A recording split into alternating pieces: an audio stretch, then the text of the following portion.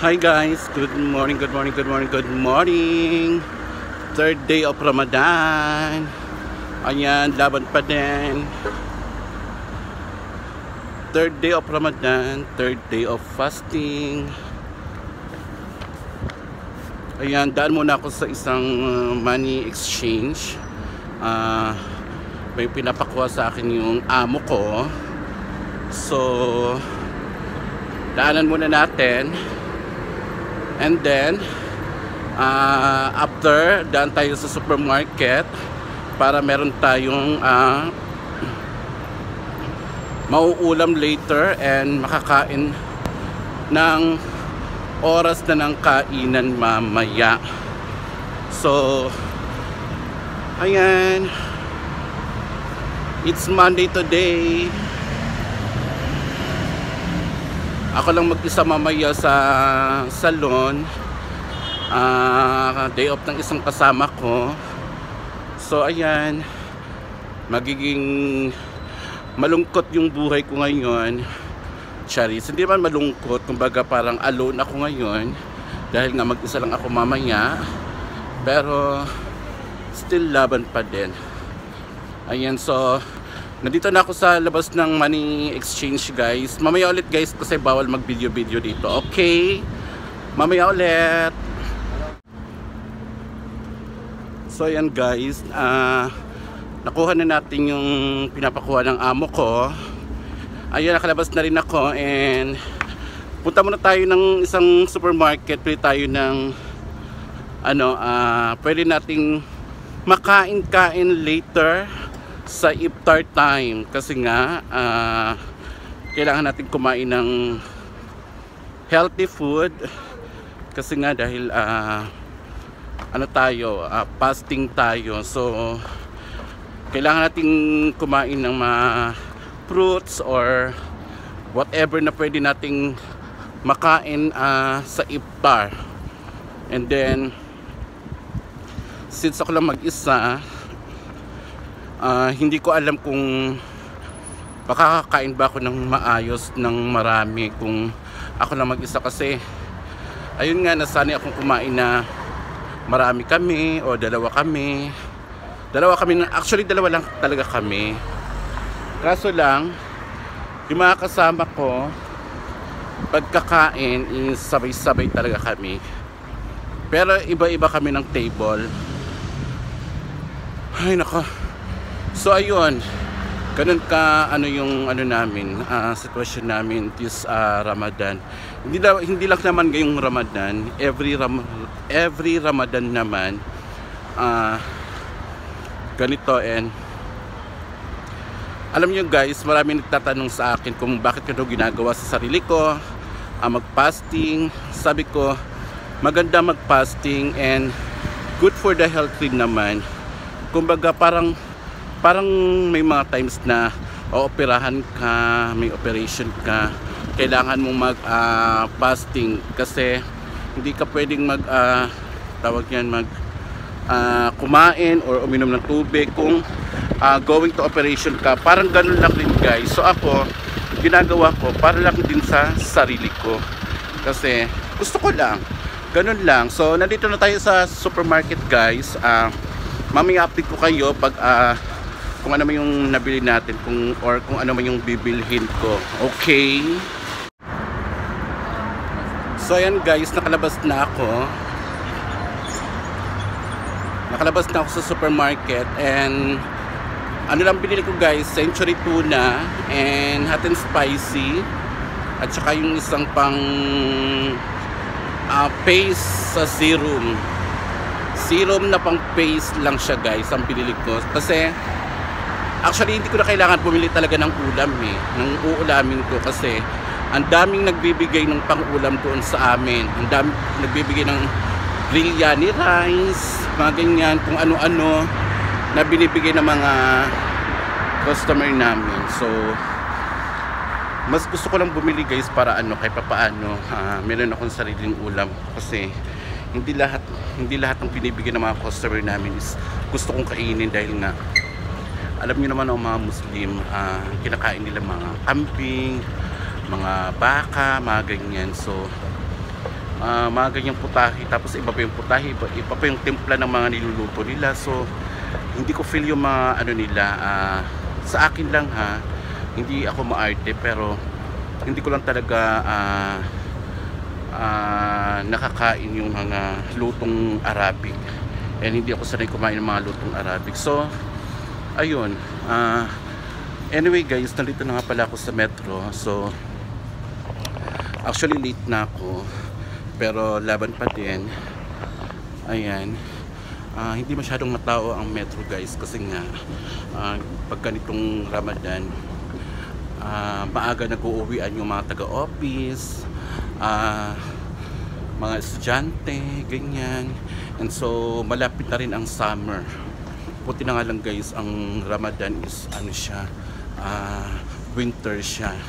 So ayun guys, update ko kayo mamaya pag nasa train na tayo, okay? Ang daming tao guys. Tingnan nyo. Sikipan. Puti na lang yung iba lumabas na. Ayan. And dito, konti na lang din.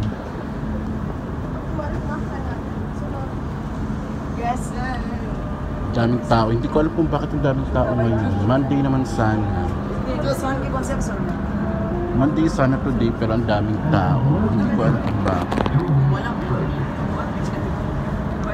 So المنطقة الحرة بمطار دبي. The final destination of this train is Xi'an. The next station is Dubai Airport Free Zone. ayan yung mga dinadaanan namin. المحطة القادمة هي المنطقة الحرة بمطار دبي. الأبواب سوف تفتح من جهة اليمين. Ayun na yung bus na sasakyan ko guys. Station is Dubai Airport Free Zone. So ayan guys, nakababa na tayo. Nakalabas na tayo ng train. So medyo nagmamadali na tayo kasi nakita ko na nga yung bus na paparating na.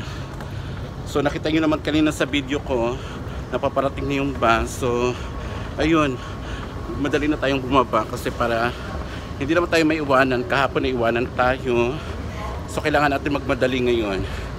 Kaya nandito na tayo sa baba and labas na tayo para dire-diretso na. Hindi na tayo magtatakbo-takbuhan kasi ang bilis ng bus guys. Kahapon iniwan ako kahit pumapara na ako, pero laban pa din.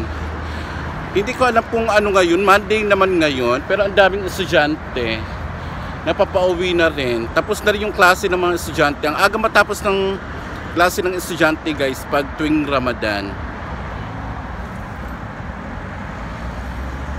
Ang daming tao dito oh, yan. Doon din yan, may mga tao. And dito din sa side ko, ayan, may mga tao din dyan, lalo na sa loob may mga tao din. So ayun, hintay nila. Ayan na yung bus. Pakita ko sa inyo yung bus ha. So ayan na yung bus, paparating na. Ayan na.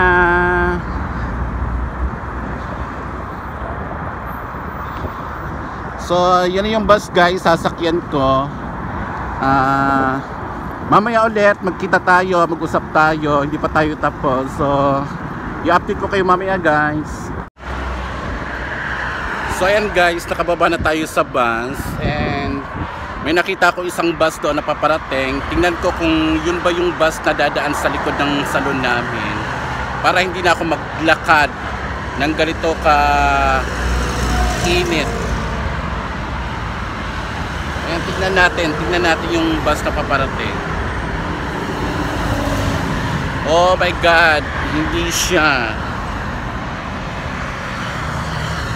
Straight yung bus na yan. Ayan yung bus na yan, straight siya. Hindi siya yung papuntang ano namin, papuntang likod ng salon namin.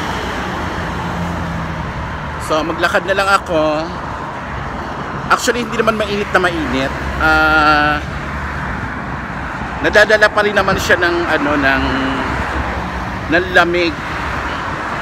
But yun nga lang, kasi nga para at least kahit papaano males tayo sa paglalakad, kasi nakakahingal. Kung meron lang sanang bus, ganon. So anyway, no choice tayo, maglakad na lang. And guys, alam nyo ba, to be honest, nahihirapan akong gumawa ng video ngayong Ramadan, kasi nga fasting ako, and nakakauhaw talaga pag salita tayo ng salita. Alam niyo naman siguro yan, pag salita tayo ng salita, nakakauhaw. So ang hirap sa sitwasyon ko pag hindi ako nakakapag gawa ng videos, kasi bababa na naman ang ating watch time. Kaya lumalaban pa rin ako, pero hindi ako umiinom ng tubig kahit yung nafe-feel ko ng uhaw na ako, kasi para sa akin fasting is fasting, and lalaban tayo hanggang matapos itong buwan na to. Isang buwan lang guys, isang buwan lang naman ang fasting. So hindi mahirap pero hindi rin madali, lalo na pag hindi ka talaga sanay. Pero ako sa sitwasyon ko, sanay na akong mag-fasting, kasi yearly ko naman ginagawa to, and once a month lang naman in a year nangyayari ang isang fasting. So tingnan nyo guys, ang ganda ng mga bulaklak, oh. Tingnan nyo na, ang ganda ng mga bulaklak. Ano siya, ano tawag ng bulaklak ito guys? Nakalimutan ko yan, oh. Ang ganda na. Yung para siyang background mo na. Pwede ka dito magsayaw-sayaw. Actually, ang daming tumutubong ganyan, oh. Tingnan nyo dito. Oh, yan, di ba? Pwede kang sumayaw-sayaw dyan. Tapos mag-TikTok ka. Parang yan yung background mo. Pero yun nga lang, kung talagang malakas ang loob mo, hindi ka mahihiya, kasi may times na maabutan ka ng traffic, katulad niyan. Maabutan ka ng traffic, kumbaga stoplight doon sa unahan. So kung talagang malakas ang loob mo, pwede ka. Eto din, oh, meron ding ibang flower dito, ayan, oh. Oh, ayan, diba? Alam mo yun, pwede ka magsayaw-sayaw ng may background ka, diba? Oh, ito, oh, may red at saka may ibang klaseng naman, mga bulaklak, ayan. Pero hindi nga lang lahat buong hindi buong ground. Ay, ito yung maganda. May orange, may pink, ayan, orange, ayan. Mix sila guys, ayan, oh, mix. Pwede magsayaw-sayaw dito. Actually, plano ko nga sana. Ayan, oh, ang ganda. Oh, ang ganda. Plano ko nga sana talaga mag-TikTok ngayon dyan.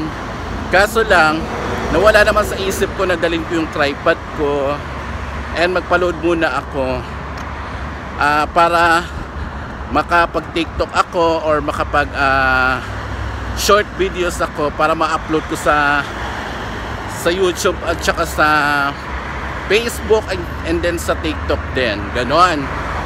Kaso lang, matanda na talaga tayo, ambition na. So, nakalimutan ko, hindi ko naalala. Actually, naka-ready na sa yung tripod ko. Nawala lang talaga sa isip ko na malagay ko siya sa bag.